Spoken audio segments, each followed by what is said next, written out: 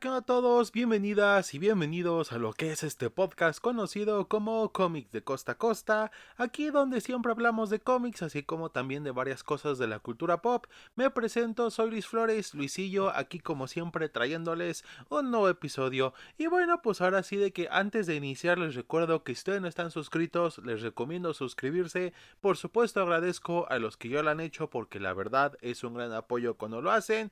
Y no olviden activar la campanita de notificaciones para que les avise cuando suba un nuevo episodio. Y también les recomiendo seguirme en redes sociales, me encuentran como Luisillo9716. Ya llego a subir cosillas que a lo mejor por aquí no llego a subir. Pero bueno, ahora sí que sin tanto rodeo damos inicio a lo que es el episodio de esta ocasión y vamos a lo que nos truje Chencha. Y bueno, pues ahora sí de que esta historia se las quería traer desde mucho antes, pero pues no pude leerla en el momento en el que se las quise traer, pero bueno, contarle que sea este mismo año por mí me vale, y es que justamente desde febrero de este año se cumplen 40 años de la historia Batman de Dark Knight Returns, que fue publicada el mes de febrero de 1986, pues hace 40 años, ¿no?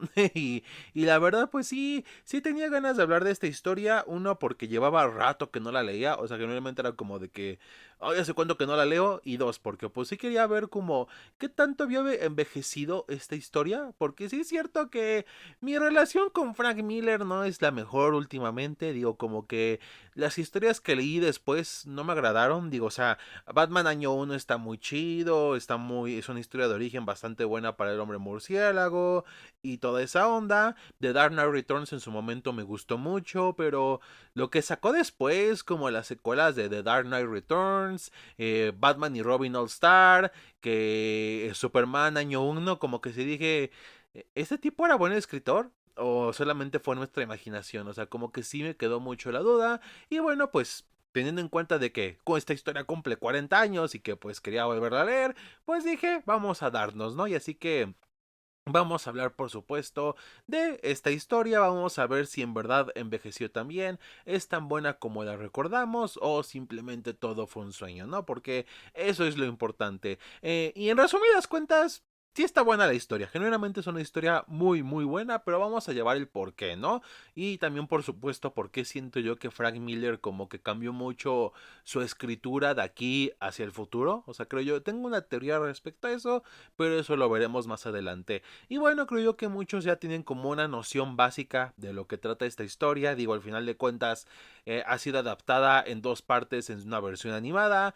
También la película Batman v Superman de cierta manera adapta esta historia de una manera pésima y sin lo que la hace buena a la historia original, pero esa es otra historia, ¿no? El caso es de que, bueno, pues sí es cierto de que es un cómic que muchos conocen, mucha gente le nombra novela gráfica, no sé qué tanto, a mí no me gusta ese término en primer lugar, se me hace como que muy mamador para que la gente supuestamente se tome el cómic en serio, cuando creo yo que el cómic se debiera de tomar en serio justamente diciéndole cómic, y en este caso si bien eran tomos de mucha más duración, o sea, eran más páginas con cómic normal, sí es cierto que se fue publicando periódicamente, estamos hablando que fueron 4 números que fueron publicados, así que pues no sé qué tanto queda el nombre novela gráfica ante esto, ¿no?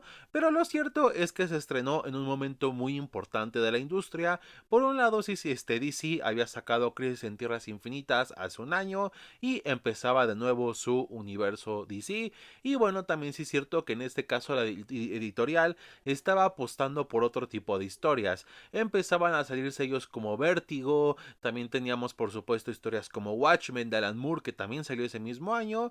Y bueno, pues tenemos esta historia de Frank Miller, ¿no? Que buscaban una mirada más adulta hacia estos personajes, ya que al final de cuentas sí es cierto de que los que crecieron con cómics en su momento en los 50s y 60s ya habían crecido, ya no eran los niños a los que le vendían los cómics en los puestos de periódicos, ya era gente adulta y de hecho fue como un boom en el mundo del cómic que a la larga como que sí la afectó para los 90, pero eso es otra cosa. El caso es de que pues bueno, ya estaban todos estos factores y bueno, pues esto se da a que esta historia tenga inicio. Ahora, también sí es cierto que este cómic es muy político, tiene mucho comentario político, tiene mucho comentario social y pues tiene que ver con cosas que se vivían y por desgracia algunas todavía se siguen viviendo en lo que es la sociedad, tanto la estadounidense así como también en ciertas partes del mundo y, y muchos dicen que fue el primer cómic o novela gráfica como le quieran decir en hablar de esto. Siento que no. Si hablamos inclusive de DC, tenemos otras historias de Batman que igual como que empezaban a tratar estas cosas. Tenemos también, por supuesto, Green Lantern, Green Arrow, que literalmente toda esa saga de cómics se dedicaba a hablar de problemáticas sociales. Estamos hablando que el primer número de esa historia tiene que ver con la gentrificación, el racismo, el desplazamiento social, ese tipo de cosas. Pero sí es cierto que fue la que lo hizo más fuerte. Fue mucho más explícita en lo que decía y en cómo lo decía. Y sí es cierto que también tiene que ver con que fue una historia tanto pues muy llamativa y controvertida para su tiempo. Entonces, bueno, pues obviamente mucha gente piensa que este cómic fue el primero que empezó con la crítica social. No lo es, inclusive hasta si somos más estrictos, desde los 40 esto ya se llevaba a cabo, con Superman siendo el campeón de los oprimidos, que sus supervillanos sean multimillonarios y ese tipo de cosas. Pero bueno, el caso es de que si bien no fue la primera historia en hacerlo, sí es cierto que fue la que hizo más ruido. Y como dice el dicho, muchas veces no es quien lo grita primero, sino quien grita más fuerte. Y en este caso, The Dark Knight Returns gritó muchísimo más fuerte, ¿no? Pero bueno, pues hablemos de esta historia ahora sí. Antes de eso, de iniciar con la trama de por medio, el dibujo.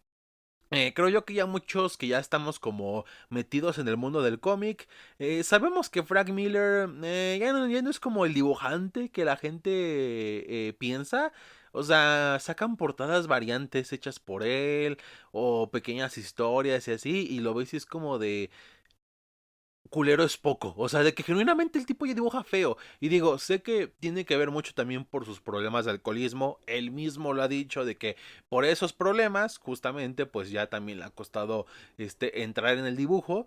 Pero también sí es cierto que aún así ya no tiene muchas historias donde destaque por eso, ¿sabes? Muchas historias de Frank Miller que él también dibuja y si dices, ay, no, como que sí, o sea, ves The Dark Knight Returns parte 2 ves también Holy Terror, o sea, y dices, ¿esto es buen dibujo? O sea, sí tiene sus historias bien dibujadas, creo yo que la mejor de todas es Sin City, creo yo que fue donde fue su pináculo del dibujo, y en esta, técnicamente son los inicios del dibujo de Frank Miller, y creo yo que está bien, o sea, curiosamente él mismo dice que no está muy cómodo con lo cómo dibujó en ese momento la historia porque estaba iniciando en todo esto, o sea, no era un experto dibujando, pero creo yo que en este caso, para el tono que maneja, para las cosas que pasan, le queda bastante bien, como es el tipo de cuerpos, algo medio desproporcionados que maneja con varios personajes,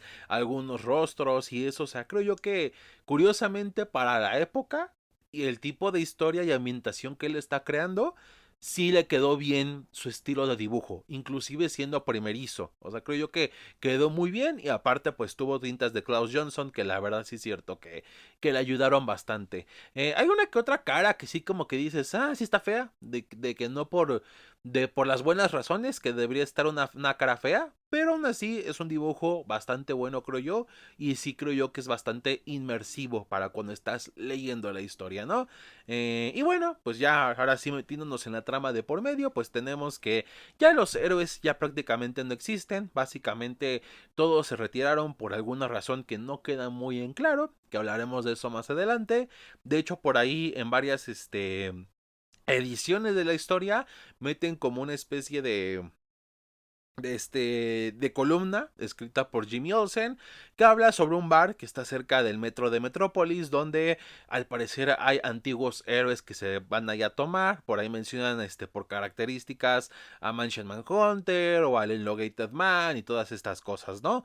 Hal Jordan se fue al espacio, Wonder Woman regresó a Themyscira y Superman está de lamebotas con el gobierno de Ronald Reagan, ¿no? Entonces, este es todo el panorama y para empeorar las cosas, Gotham está en su peor momento. Batman prácticamente ya no existe, lleva como 10 años que nadie lo ve y el crimen está a tope. Hay una pandilla conocida como los mutantes, que no es porque sean deformes o sean mutantes como los X-Men y eso, simplemente se hacen llamar así, los mutantes, y están aterrorizando a Gotham. Gordon no puede ya con todo y sobre todo ya prácticamente él está anciano y a punto de retirarse, pero justamente todo eso cambiará. Ahora, aquí lo curioso es lo que agarró Frank Miller para inspirarse en esta historia y es Nueva York.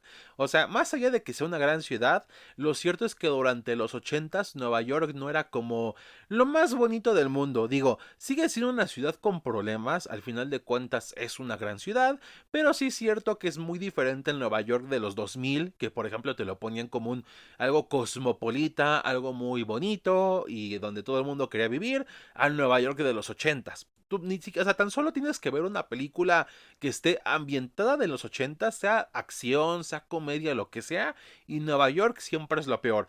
Tenemos el caso de la película Escape de Nueva York, donde en este, que es de John Carpenter, que en este futuro distópico, el personaje de Colt Russell literalmente tiene que rescatar al presidente en la ciudad de Nueva York, que se convirtió en una prisión, porque según esta historia distópica, Nueva York tenía una alta tasa de criminalidad muy cabrona, que pues tuvieron que hacer la prisión, para que ahora sí que los criminales tuvieran como su pequeña sociedad. O sea, así era la cosa en la ciudad para que en este tipo de ideas de ficción tomaran a Nueva York como que estaba destinado a lo peor. E inclusive en las comedias, o sea, tú ves una comedia de los 80s donde van a Nueva York y está el chiste de que los asaltan, los estafan, les roban algo, lo que sea. Entonces, o sea, era un problemón. Y aquí se nota bastante eso. De hecho, en entrevistas Frank Miller lo admite de que él vivía en Nueva York durante ese tiempo cuando estaba escribiendo la historia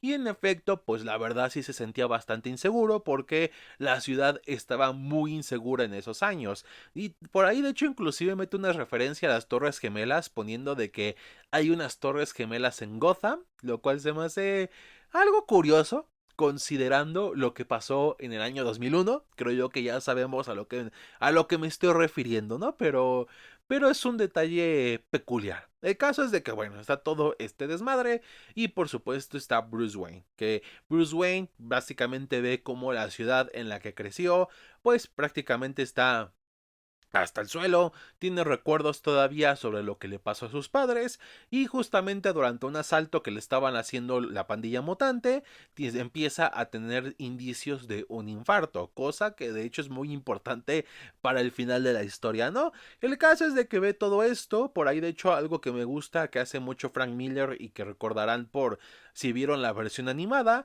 es esta parte de los noticieros, es como de cierta manera una crítica social a cómo son manejados, como por un lado a veces son controlados por los poderes de gobierno que les dicen cómo decir las cosas, la información que ellos tienen, etcétera, etcétera. También como inclusive buscan capitalizar y hacer un espectáculo hasta las tragedias mismas. Vemos que hablan sobre todo lo que pasa en Gotham, el crimen y eso. Y a veces dicen que no muestran algo porque es muy gráfico, pero hay cosas que sí muestran y que lo hacen justamente por ese mero del show, por el rating. Hay una película que les recomiendo bastante que se llama Nightcrawler, que la protagoniza Jake Gyllenhaal, que curiosamente trata de eso. Tiene una idea similar al tema de esta parte de los noticieros en el cómic, así que pues se las recomiendo bastante, ¿no?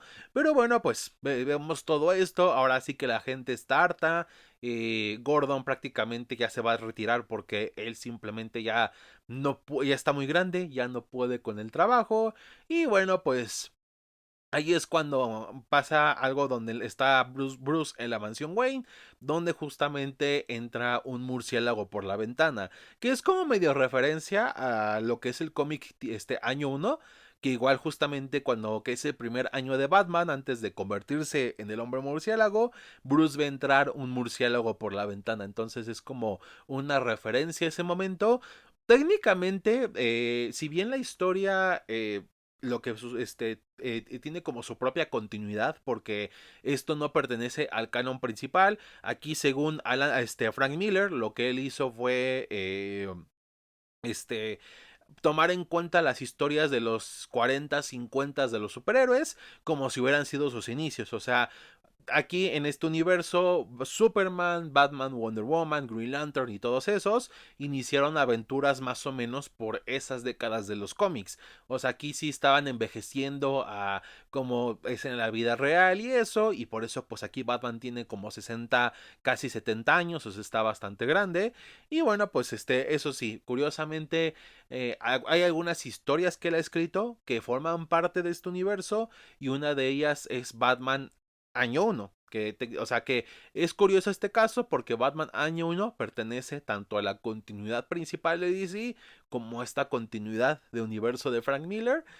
Lo cual se me hace muy curioso, pero pues es un dato digno de mencionar, ¿no? Así que pasa todo esto, tiene recuerdos de la muerte de sus padres y ve los noticieros y luego hablan del pasado, de cuando estaba Batman, hay gente que lo critica y eso, y ahí es cuando dice, pues creo yo que es hora de regresar, ¿no? Y tenemos un montaje muy bueno, porque todo esto sucede mientras había una recuperación de Harvey Dent, que le habían logrado hacer cirugía a la parte de su rostro que estaba quemada, pero después Harvey desaparece y al parecer ha vuelto al crimen y toda esta onda. Entonces empieza a perseguir otra vez Batman criminales, ¿no? Y me gusta mucho el montaje porque se empieza a ver la diferencia que hace Batman ya cuando entra en escena. Por ahí conocemos a una chica que se llama Carrie Kelly, que pues si conocen un poco sobre este cómic, pues es la Robin de esta historia. También hay una parte que me gusta mucho donde hay un robo en un banco, los policías están en persecución y curiosamente ambos ven a Batman que se pone encima del carro de los criminales, y uno de ellos es como joven y dice, ¿qué hacemos, jefe? Y el policía viejo le dice, tú no hagas nada, tú ves este espectáculo, esto es como los viejos tiempos, y Batman entra en acción y, o sea, simplemente está muy, muy bueno este montaje. Vemos la parte de los noticieros donde se preguntan qué hace Batman aquí, que si es algo bueno que regrese. Y esta parte me gusta bastante porque curiosamente es una conversación que se lleva mucho con este personaje de que si es fascista, de que no hace una diferencia y que quién sabe qué, mientras que otros mencionan de que pues el hecho sí hace la diferencia, que en verdad busca un cambio en Gotham, que en verdad combate el crimen, y se me da risa cómo esta conversación sigue todavía hasta nuestros años, porque estamos hablando que esto se publicó en 1986 y es representada con estas partes de noticiero. Vemos debates que hay sobre Batman, por ahí hay un doctor que está en Arkham, que está como que muy en contra de Batman, ya que él lo culpa a él de los villanos que él creó, de que Gotham fuera una ciudad llena de crimen, fue en parte por culpa de él, que es este argumento medio tonto que dice de que Batman crea sus propios villanos y la chingada y eso, cuando no es así. O sea, los villanos de Batman siempre fueron, estuvieron ahí, siempre fueron horribles personas. Batman solamente pues entró en escena en el momento adecuado y ya está. O sea, no hay que buscarle mucho a ese aspecto, pero pues vemos todo eso y la verdad queda muy muy bien, ¿no? Y justamente quien está viendo esta transmisión donde hablan del regreso de Batman es de hecho el Joker, que esta parte me encanta porque aquí te dan a entender de que el Joker, o sea, después de que Batman se retiró, quedó como catatónico, de que no hablaba, no, o sea, no hacía nada, o sea, era completamente diferente al Joker que cualquiera pensaría, y justamente cuando ve las noticias y ve que Batman regresó, regresa a tener esa gran sonrisa maníaca que él tiene, y tiene una idea, que obviamente es querer escapar y por supuesto seguir jugando con Batman. Ahora, mucha gente dice que Joker siempre le ha querido hacer ver a Batman un punto, que si de la sociedad, que si del crimen, y ahí es cuando te das cuenta que lo único que conocen de Batman son las películas de Nolan y la película del Joker, esa culera. No conocen nada más, no saben nada más del personaje, porque la cosa no es así. Tanto en esta historia como en varias de Batman, sean de continuidad principal o de alterna, lo que sea, Joker nunca busca eso. Joker simplemente es un tipo que le gusta divertirse y ya está. O sea, si hay villanos que le quieren mostrar algo, ya sea Batman o algún otro héroe, un punto en concreto que tienen cierta ideología, Pero Joker no es de esos. Joker simplemente es alguien que le gusta divertirse. De hecho, eso es algo que Batman sabe y muchos héroes saben. Y por ejemplo hay un capítulo de la serie animada de Batman de los 90 que se llama ¿Quién mató a Batman? O El hombre que mató a Batman, donde uno que es como un ladrón, un criminal como que muy de bajo nivel, que prácticamente todos se burlan de él, supuestamente acabó con Batman y en un momento del capítulo él hace un juicio. Joker le hace un juicio porque según Joker es culpable de acabar con la diversión, porque sin Batman no hay diversión. O sea, y siento yo que es lo que mejor ejemplifica lo que es la relación de Joker y Batman. Al final de cuentas, Batman puede seguir existiendo sin el Joker, puede seguir haciendo sus actividades sin que esté ese villano. Porque hay otros, o va a haber otros villanos, pandillas, etcétera. En cambio, Joker no puede existir sin Batman, porque es la razón por la que le divierte hacer crimen, nada más para hacerlo enojar, para hacer las persecuciones y que se lo madre. O sea, nada más es por eso. Él le encuentra lo divertido hacer enojar a Batman. No le quiere mostrar un punto, simplemente se quiere divertir chingando a alguien y ya está. No hay mucha ciencia y eso no es malo. Creo yo que Joker es buen villano justamente por la sencillez de sus acciones, de que no busca algo complejo, simplemente es un villano, es un ser horrible y ya está. O sea, no hay mucha ciencia al respecto. Hay buenos villanos que son muy complejos en sus acciones, hay malos villanos que intentan ver acciones complejas pero en realidad son un chiste, hay villanos muy sencillos que por ser sencillos son malos, pero hay villanos que por ser muy sencillos son de los mejores villanos y Joker entra en esto último, así que pues no hay mucha ciencia al respecto. Y es que también todo esto se junta con que está doctor en Arkham que busca como hacer ver bien a los villanos de que todo fue culpa de Batman. Y pues también luego sucede también de que Batman logra encontrar a dos caras. Y pues de hecho es una parte que me gusta bastante porque sí te demuestra la diferencia entre lo que es el Joker a otro villano de Batman. Por ejemplo en este caso Harvey Dent, que tiene un problema psicológico que solamente fue empeorando por cómo es la sociedad, cómo es el sistema en sí mismo, y pues simplemente no logró recuperarse, ¿no? Que de hecho iba a hacer estallar una bomba. En las torres gemelas de Gotham. Sí, es muy curioso cómo las cosas cambian en unos años, ¿no? Pero bueno, el caso es de que Batman lo logra detener. Y pues de hecho me gusta la parte final porque, o sea, tienen su enfrentamiento, pero al final Harvey como que se rompe y llora y dice, es que lo intenté, no pude y eso, y al final de hecho, simplemente Batman se lo lleva de regreso a Arkham, pero ya, o sea, al final pues no lo golpea, simplemente ya las cosas quedan tranquilas, pero es alguien que pues por desgracia le cuesta trabajo regresar a vivir en sociedad y también demuestra mucho cómo es el problema de la reinserción de la gente, ya sea que estés en un psiquiátrico o estés en prisión, porque técnicamente esos lugares son para que en un futuro tú salgas de ahí y puedas reintegrarte a la sociedad. Pero siempre fallan. Ya saben, el delincuente vuelve a delinquir.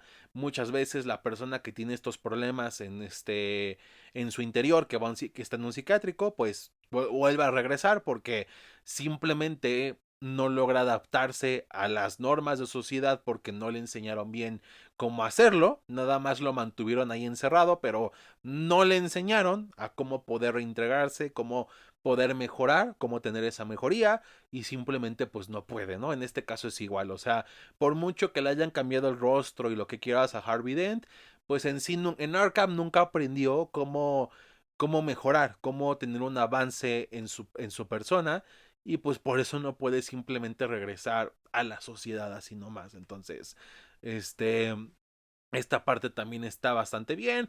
Y pues ves a este doctor chillando de que, ay no, es que es Batman, es su culpa, que quién sabe qué, y pobres villanos y eso.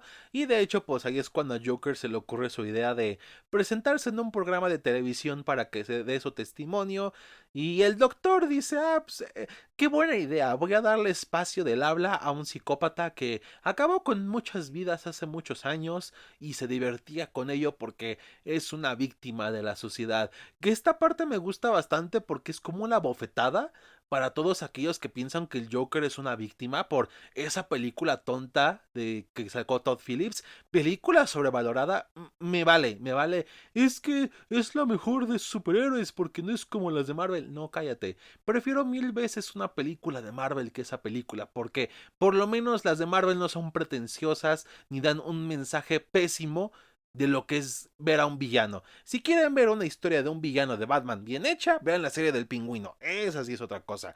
Ahí sí te lo muestran como lo que es. No lo romantizan, no te hacen ver, ay, pobrecito, hay que abrazarlo, su niño roto, como cierto podcast en la vida real que blanqueó a una persona delincuente que literalmente admitió que no se arrepiente de sus acciones. O sea, vi ese podcast y dije, esto es, o sea, justamente toda esta controversia del podcast y lo que estaba leyendo en el cómic fueron como al mismo tiempo.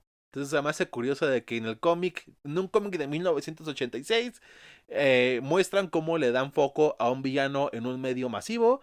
Y muchos años después, 40 años después, una persona le da foco a un criminal que no se arrepiente de sus acciones en un medio masivo. Qué irónica es la vida, ¿no? Pero pues sí es cierto, tiene que ver también con los temas, las críticas sociales que hace Frank Miller en esta historia. Pero bueno, pues ya vemos todo este asunto, vemos lo que Joker planea hacer, de cómo sigue en contacto con sus antiguos, aliados y eso, aunque eso sí, hay un problema bastante curioso y es que está la pandilla mutante pero eso sí, también tiene ayuda de alguien nuevo y es que justamente una chica que salvó que se llama Carrie Kelly, pues dijo, joder, qué grande es Batman, voy a hacerme Robin y literalmente se compró un disfraz de Robin y ahí pues fue a combatir el crimen, de hecho inclusive Batman se la encuentra y la salva en un momento y pues dice, ah, pues ven conmigo, vamos a la Baticueva, ¿no? Ahora, esto justamente tiene que, sobre Robin en la historia de este universo, no está muy en claro qué pasó. Por un lado, te dicen que sí estuvo Dick Grayson, que al parecer dejó de hablarle a Batman, a Bruce, no se sabe por qué, simplemente no se hablan.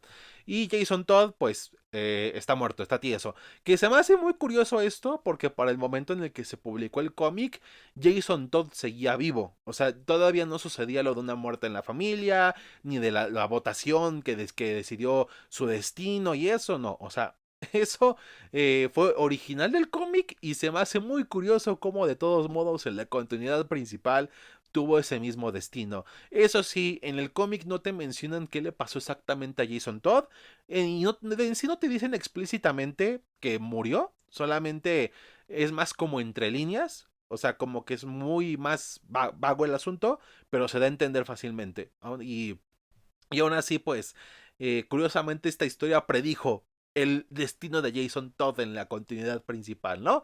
Pero bueno, el caso es que está todo este pedo de la pandilla mutante y pues ahí primero lo que intenta es acabar con el líder de los mutantes para pues desestabilizar a la pandilla, ¿no? La primera vez no lo logra porque en efecto pues ya Batman está viejo, ya no es el joven que era antes, pero después intenta una segunda, que es que digámoslo así, él cambia de estrategia y mejor acepta lo que ya es, que ya en efecto es un anciano, pero utilizar todo lo que sabe usar a su favor. O sea, con las limitantes que tiene, saberlas usar para derrotar al líder mutante. Y en efecto, lo logra, lo vence y hace que lo lleven a prisión. Y esto hace que los mutantes se dividan. Algunos hacen nuevas pandillas, otros se unen a otros grupos criminales, de hecho algunos se terminan uniendo a Joker a futuro y otros hacen llamar los hijos de Batman. En la película animada que yo recuerde como que no queda muy en claro, como que sí los ponen como si ya salieron con Batman directamente. En el cómic te explican mejor que lo que pasó es que simplemente se hacen llamar así porque al ver a Batman vencer a su líder como que cambiaron de idea y eso, pero siguen siendo en sí villanos violentos porque son justicieros, pero ellos se acaban con vidas, son más violentos y ese tipo de cosas, y Batman en sí no les da su aprobación, pero justamente como usan el título de Batman y eso, pues mucha gente lo ve con malos ojos. Ahora también algo que me gusta mucho de las partes del noticiero es cuando ponen diferentes entrevistas de lo que la gente piensa de Batman, y me gusta porque creo yo que esto es Ahora sí que aquí sí queda adecuado, lo más realista a qué pasaría si un vigilante o un superhéroe existiera en la vida real, cómo opinaría la gente, porque hay varios tipos de opiniones, por ahí hay gente que de hecho se siente más segura con estando Batman ahí, que pues en efecto es el que hace algo, a diferencia de la policía o el gobierno que no están haciendo nada por detener el asunto, hay gente que lo critica porque en sí está cometiendo actos ilegales para pues detener estos mismos actos ilegales. Hay otros que de hecho están de acuerdo con él, pero tienen como ideas medio rancias que Batman obviamente no comparte. Vaya, ¿quién lo diría? Fans de los superhéroes haciendo muchas cosas o pensando cosas que van en contra de lo que representan. Muy curioso, ¿no? Pero pues vemos todo esto y me gusta cómo lo van manejando en la historia. La verdad, también ahí punto para Frank Miller. Y bueno, entre todo este relajo, justamente también, pues, vemos al expresidente de ese entonces, Ronald Reagan, que pues también una figura que el cómic critica bastante, como pues alguien que demuestra al público ser muy alegre, que se preocupa por el pueblo y eso, pero que en secreto, pues, simplemente tiene como objetivo tener más poder y dinero, que bueno, pues, habla con Superman, que le dice, oye, carnal, mira, tu antiguo amigo, el Batman, está, pues, haciendo mucho ruido, ¿no? ¿Por qué no le das, o sea, por qué no hablas con él y le dices que se calme poquito, ¿no? Que pues aquí vemos como que más intromisión del personaje de Superman.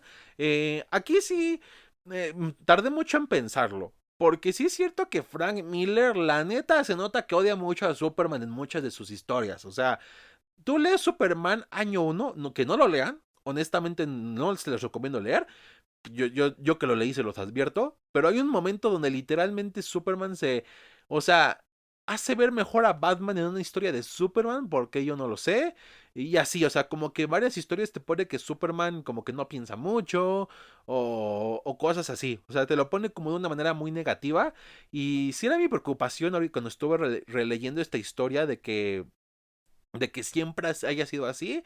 Y no tanto, o sea, hasta eso me agrada cómo dentro de lo que cabe logra representar al personaje.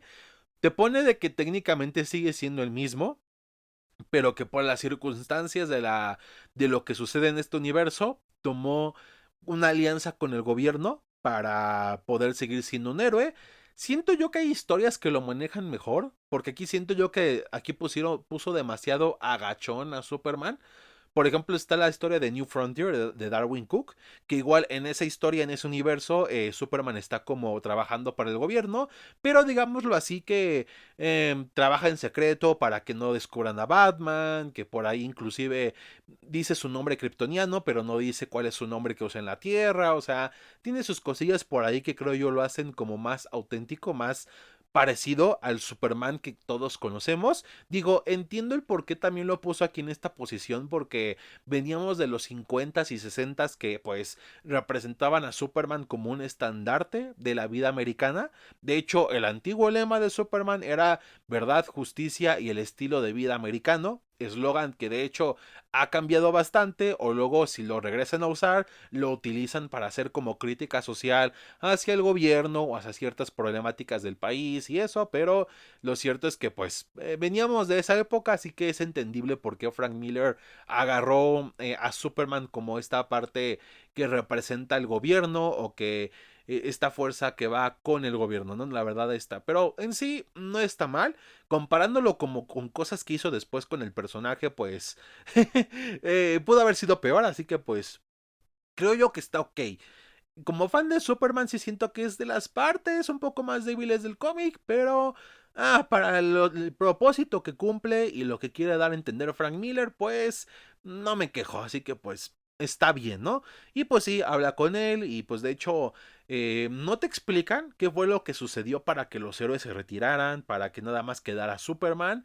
Y todo eso, hay como cierta crítica a cosas que pasaron en la vida real, como las asociaciones de padres, que por si no lo sabían, pues desde muchos años, desde su creación prácticamente, hubo muchas críticas a los superhéroes por cómo se vestían, ciertos temas que trataban, y sobre todo gente que pues no tiene nada que hacer, diciendo de que pervertían a los niños, que los iban a hacer gays, que quién sabe qué, o sea, muchas cosas de gente de conservadora cristiana de allá que siguen pasando por desgracia, pero pues había muchos de esos temas, ¿no? Y sobre todo en los ochentas había, regresaban a tener como cierto peso lo que eran las asociaciones de padres, porque también era el pánico satánico, ¿no? De que Dungeons and Dragons es satánico, el rock y el metal son satánicos, que Madonna es satánica, o sea, había muchas cosas satánicas, que eso pasa siempre, o sea, en los noventas fue el anime,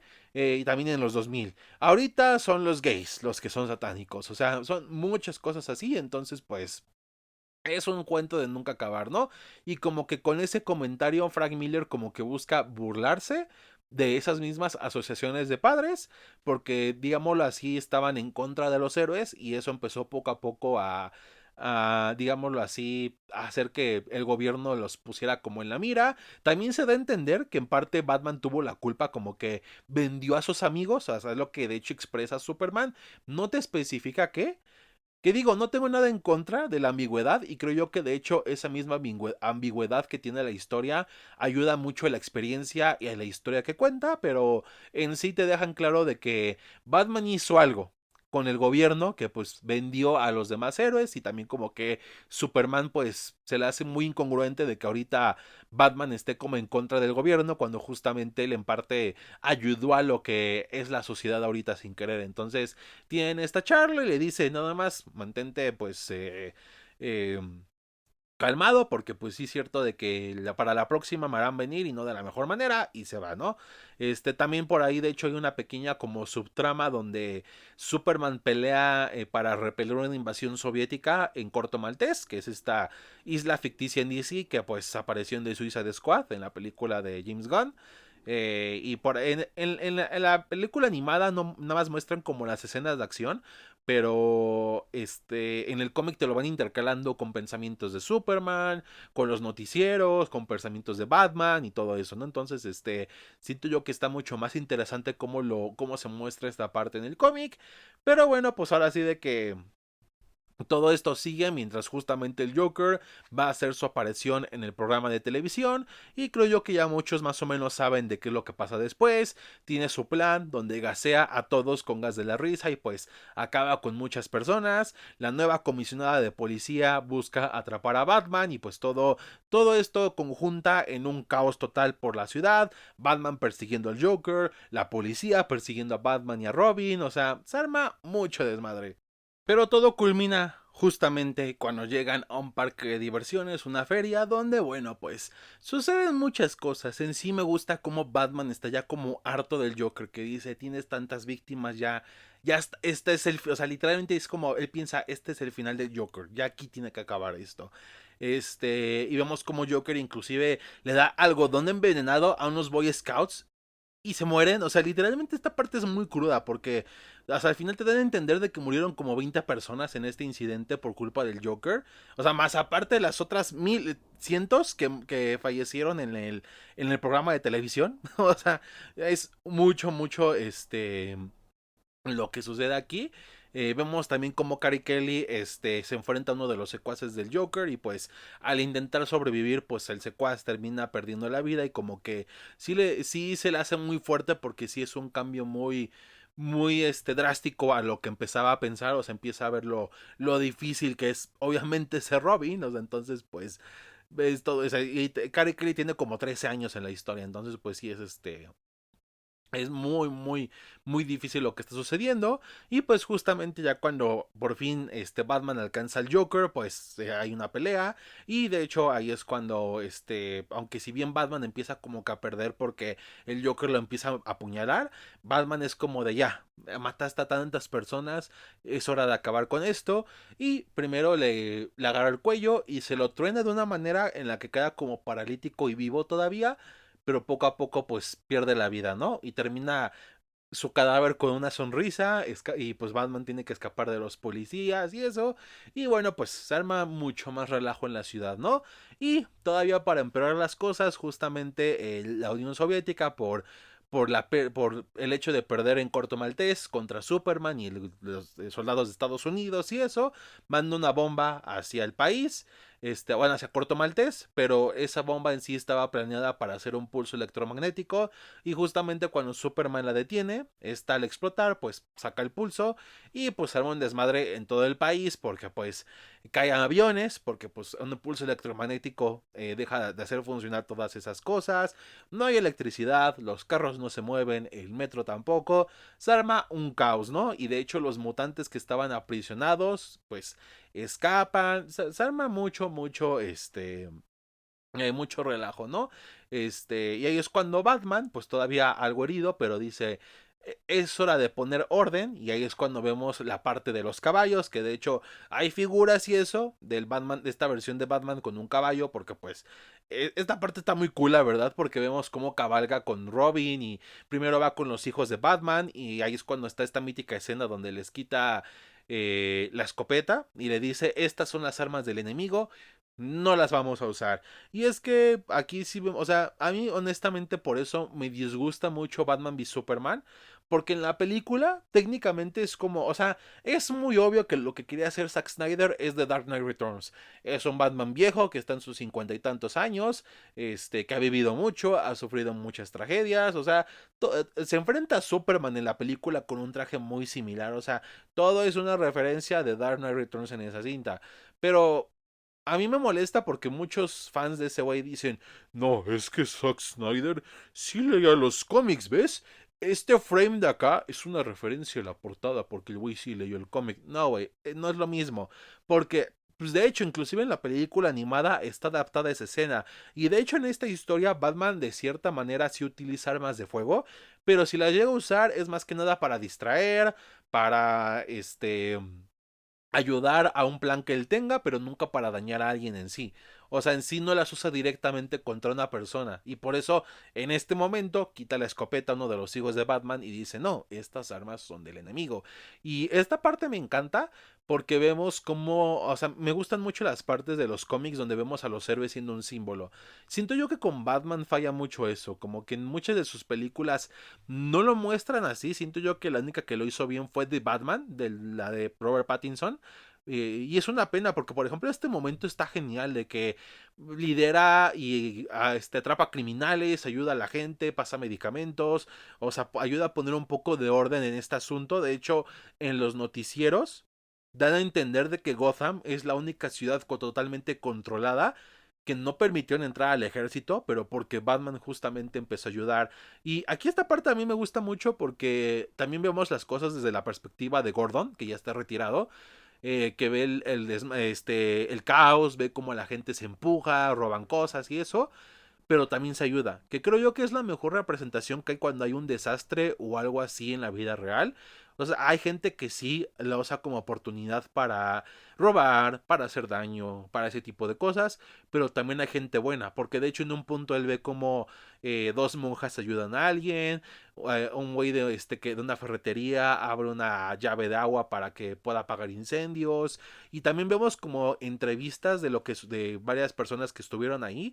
Hay gente que, pues, de hecho se nota que fue mierda, de que solamente se preocupó por sí misma y que se justificaba con que era un desastre lo que sucedía y eso, pero también ponen de ejemplo a gente que ayudaba y así. Hay de hecho una de esas entrevistas en el cómic que me gusta mucho, donde entrevistan a un padre que mencionaba que había un adolescente, un joven, que siempre andaba con su bocinota, con su música y a él le estresaba, y justamente cuando pues Batman estaba poniendo orden y empezaba a detener a la gente que estaba haciendo daño o robos y eso, el que le ayudó a levantarse fue de hecho el joven que se quejaba por la música y toda esa onda, y hasta lo ayudó cuando Batman empezó a pasar medicamentos o primeros auxilios, el joven lo atendió al padre. Entonces son momentos muy buenos, o sea, y me gusta que mucha gente no tome en cuenta eso, inclusive en historias que son como oscuras, o sea, porque en sí esta historia es como muy oscura, donde vemos pues los crímenes del Joker y eso, y una sociedad podrida y lo que quieras, pero al final justamente muestra la parte buena del ser humano, lo que nos tenemos la capacidad de hacernos daño, pero también tenemos la capacidad de ayudarnos, de hacer el bien, de preguntarnos por el prójimo. Y está muy bien hecho aquí, la verdad. En pocas páginas, Frank Miller lo hace bastante bien. Y la verdad me gustó mucho. Entonces, estuvo muy bien, ¿no? Pero obviamente, Ronald Reagan, el presidente, dice, no, güey, pues como que tú, no es que, o sea, ya de está que estate quieto a tu amigo Batman, ¿no? Y pues ahí es cuando, pues en efecto, sucede esta pelea entre estos dos titanes, con ayuda de Oliver Queen un poco, con The Green Arrow, que se me hace muy curioso que Green Arrow ayude a Batman porque también como que él no es como que se caigan muy bien esos dos personajes, pero hasta eso tiene cierto sentido que esté en esta historia porque pues técnicamente Green Arrow siempre estuvo en contra del gobierno, nunca le encantó la policía ni nada de estilo, entonces pues creo yo que queda muy acorde a lo que sucede, ¿no? Y pues ya ahí es cuando sucede este enfrentamiento. Me gusta mucho como para evitar que entre el ejército, Batman ideó un plan para que los tanques se hundieran y toda esta onda. La pelea en sí no es espectacular, o sea, no es... O sea, sí tiene, o sea, no dura mucho, es lo que quiero llegar. Es buena pelea, pero no es una pelea que dure así muchos paneles y eso, pero lo poco que dura lo hace bastante bien. Me gusta que al principio inclusive te dan a entender de que Batman no escucha lo que dice Superman porque el traje que él usa no lo deja escuchar y como que no le importa. Y Superman, por un lado, pues intenta ser no tan duro con él. O sea, hasta eso me gusta que Frank Miller respete cómo Superman se preocupa por él, que de hecho no le da fuerte. O sea, busca darle lo menos duro posible. Pero ahí es cuando pasa lo de que Green Arrow lanza la flecha con Kryptonita y lo empieza a debilitar. Y pues es cuando le termina dando la golpiza Batman a Superman. Que la frase que él dice de recuerda quién fue que te venció. En la película animada, de hecho, muchos de esos diálogos son dichos en sí por Batman. O sea, los dice directamente. En el cómic son pensamientos. Y de hecho, esa frase de que recuerda quién te venció es un pensamiento que tiene Batman. O sea, en sí mismo, no se lo dice directamente a Superman. Y ahora, mucha gente empieza a pelearse de que si esta pues pelea es justa o no. De que muchos dicen de que Frank Miller vendió a Superman, de que obviamente pues Superman ganaba más fácilmente, cosa que en sí es verdad, o sea, Superman ganaba esta pelea porque en sí Superman se contuvo, o sea, porque si le hubiera dado en serio, Batman no le dura ni 2 minutos y lo que quieras. Y de hecho hay que tener en cuenta que de hecho a Batman le da un infarto cuando acaba la pelea por lo duro que fue. Por eso es importante el infarto en el primer número porque pues ya, o sea, es el foreshadowing de lo que va a suceder, ¿no? Pero en sí no es tanto la pelea de quién es más fuerte, es más que nada la ideología. O sea, de esta idea de el gobierno contra el pueblo. Batman es el pueblo, Superman es el gobierno. Y eso es lo importante. No importa eh, quién tenía posibilidad en cuestión de poder canónicamente, sino en lo que representaba quién ganaba. Y en este caso, pues representaba que Batman ganará porque es el pueblo que hace algo por sí mismo. A diferencia del gobierno que solamente vela por sí mismo y de hecho deja muy de lado al pueblo que supuestamente tiene que proteger o ayudar. Entonces es toda esta cuestión. O sea, no es más que nada la lucha ideológica y es lo importante que Batman gane esta lucha ideológica. Pero bueno, pues Batman tiene el infarto y pues muere. Así es, Batman muere, hay un funeral, de hecho Selina aparece y le grita a Superman porque se aparece en el funeral, todo explota, básicamente hace explotar la Baticueva, la mansión y de hecho Alfred también fallece por un infarto que pues me sorprende lo mucho que duró Alfred vivo, o sea, genuinamente el güey tenía buena salud porque pues duró muchos años vivo, o sea, sí, duró más, casi los 100 años creo yo, porque pues sí estaba bastante grande.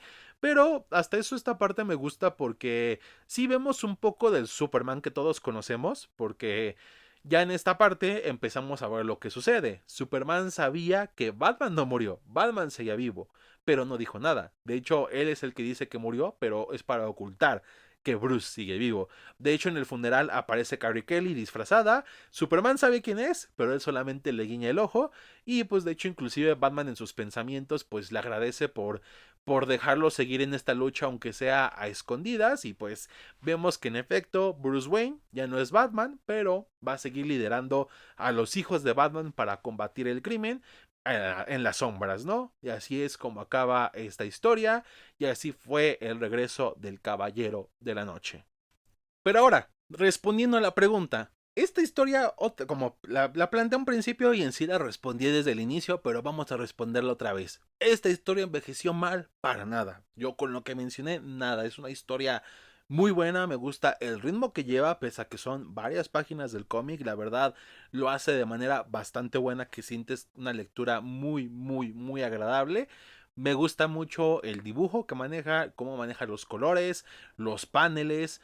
Si bien hay ciertas cosas como parte de la representación de Superman no me agradan de esta historia, pues aún así, dentro de lo que cabe, Frank Miller lo hizo bien. También tenemos el caso de que pues tiene esta ambigüedad de cómo es este universo, de lo que sucedió antes, pero creo yo que le ayuda bastante a concentrarse en lo principal y de hecho pues nada más darte a entender de que es un mundo donde no todo salió bien. Y me gusta que aún con todo y que empiece con una premisa pesimista, donde casi no hay héroes, donde el más importante y poderoso de todos es un lacayo del gobierno y todo eso, al final con todo y eso, con todo, pues sí logra ser de cierta manera esperanzadora, como buscando un mejor mañana. O sea, me gusta mucho, me gustó esta historia, creo yo que sí, es de las mejores de Batman y de los cómics en general, de DC Comics y del cómic en general. Pero aquí viene la duda. Entonces, ¿por qué Frank Miller entregó cosas de bastante dudosa calidad años después? Y la respuesta no sé exactamente, pero creo yo que tiene que ver con que Frank Miller no sabe regular mucho sus emociones. Y es que en una entrevista que de hecho sale en varias ediciones de The Dark Knight Returns, que es con Brian Azzarello, Brian Azzarello entrevista a Frank Miller, le pregunta sobre pues, cómo fue la recepción en su momento de esta historia. Y él menciona que fue muy controvertida, desde las asociaciones de padres que pues criticaron el cómic por lo violento que era, que como dato curioso, el lanzamiento inicial fue bastante censurado en cuanto a gráficamente hablando por esto mismo, hasta, por supuesto, los fans del cómic que no les gustó cómo estaba Batman, cómo ciertas acciones que hacía, o lo que pasó con Superman, que se tuvieran que enfrentar, etcétera, etcétera. Este. Entonces, pues. Aquí mi teoría es. Y es porque el mismo Frank Miller lo dijo. Simplemente cambió su escritura.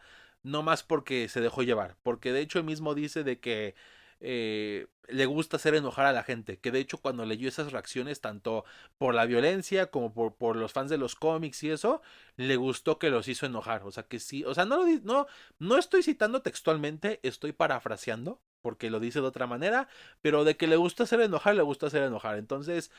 Y se nota bastante y pongo por ejemplo The Dark Knight Strikes Again, que es la secuela de esta historia, que en un momento dado, otra vez Batman y Superman se vuelven a enfrentar, pero en este enfrentamiento Batman le pone una golpiza a Superman horrible, de que no se contiene ni nada. Y leyendo eso de que a mucha gente no le gustó el resultado de la pelea en la historia original, siento que por eso hizo eso en la secuela, como para hacer enojar más a los fans. Otro ejemplo es el All Star Batman and Robin, porque esa historia tiene algo peculiar. Aparte de que nunca se concluyó y de que acabó con la línea All Star apenas en su segunda historia, y es que los números tardaban en salir. La versión oficial que daba DC y Jim Lee era que Jim Lee, por estar dibujando, pues se tardaba mucho y por eso los cómics se atrasaban. Que sí, el dibujo de Jim Lee, dejando de un lado que la historia en All Star Batman and Robin es caca, en el dibujo de Jim Lee es genial, es de sus mejores trabajos. Pero mucha gente cree que no, porque curiosamente muchas de las críticas que tenía desde el primer número esta historia de Batman y Robin, pues justamente en la misma historia como que eran respondidas por Frank Miller. O sea, como que era muy reaccionario a eso y por eso se tardaba la historia en publicarse el siguiente número porque pues el tipo le contestaba a los fans furiosos haciendo otras cosas en el siguiente número. Entonces, siento que por eso cambió mucho porque en el afán de hacer enojar como a él le gustaba, terminó afectando su escritura. Y sí es una pena porque esta historia es muy buena. Batman año 1 es muy buena. Inclusive un poco el año 2 tiene su encanto. Siento yo que genuinamente cometió ese pecado de dejarse llevar y pues afectó mucho su trabajo a futuro. Porque inclusive esta historia no merecía secuela. En lo personal, no debieron de existir las otras partes de The Dark Knight Returns, que creo yo que está la secuela, la tercera parte, la que se llama The Golden Child, o sea, hay muchas cosas cuando esta historia así como está quedó perfecta. Con todo y el final abierto de que Bruce Wayne sigue luchando contra el crimen en las sombras, me gustó el final. Queda así, como una historia contenida, queda perfecto. No debió de sacar mucho más, creo yo, porque sí terminó afectando cómo vemos a Frank Miller como escritor, como dibujante y a esta historia en sí misma. O sea, simplemente pues yo en lo personal lo que recomiendo es leer solamente esta historia, la primera parte de Dark Knight Returns y esta. Honestamente no recomiendo mucho las secuelas, siento yo que fueron tanto por cosas de Frank Miller como por cosas de DC de que pues querían vender más, pero no le salió, simplemente no le salió. Y pues ya, eso es todo por este episodio de The Dark Knight Returns, por sus 40 años, una muy buena historia, con un muy buen legado, pero que por desgracia su autor no mantuvo eso a futuro completamente. Es una pena, pero pues, ¿qué se le va a hacer, no? ¿Traeré la secuela? Lo dudo bastante, pero si ustedes quieren, pues haré lo posible a lo mejor en un futuro traer un episodio de Strikes Again, pero solamente creo yo que haría eso, no me atrevería ni a leer de Master Race ni de Golden Child, que mucha gente dice que tienen cosas buenas, pero es demasiado para mí. Creo yo que a lo mejor me animaría a leer la secuela y si tengo muchísimo apoyo en esto, leería All Star Batman and Robin y lo traería, pero de ese dudo mucho, solamente si tengo un apoyo monumental y encuentro el cómic a 100 pesos, porque más no voy a pagar por eso, pero pues aún así me gustó leer esta historia, por lo menos me gustó leer esa historia y me gustó hacer este episodio, pero bueno, pues ahora sí de que antes de terminar, si les gustó denle like y compartan. Y por supuesto déjenme en comentarios qué opinan sobre esta historia, cómo fue la primera vez que la leyeron, su experiencia, déjenmelo en comentarios. Y bueno, pues terminamos el episodio de esta ocasión y nos vemos hasta la próxima.